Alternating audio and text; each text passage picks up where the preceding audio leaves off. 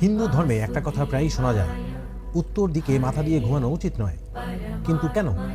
বাস্তুশাস্ত্র ও প্রাচীন বিশ্বাস অনুযায়ী পৃথিবীর একটি চৌম্বক শক্তি রয়েছে। মানুষের শরীরেও রয়েছে সূক্ষ্ম চৌম্বক প্রবাহ। যখন কেউ উত্তর দিকে মাথা দিয়ে ঘুমায়, তখন পৃথিবীর চৌম্বক শক্তির সাথে শরীরের প্রবাহের সংঘর্ষ হয় বলে মনে করা হয়। এর ফলে ঘুমের সমস্যা, দুঃস্বপ্ন, মানসিক অশান্তি এবং শরীরে ক্লান্তি বাড়তে পারে, এমনটাই বিশ্বাস করেন অনেকেই। হিন্দু ধর্মে আরও বলা হয়, উত্তর দিক দেবতাদের দিক এবং মৃতদেহকেও অনেক সময় উত্তরমুখী করে রাখা হয়।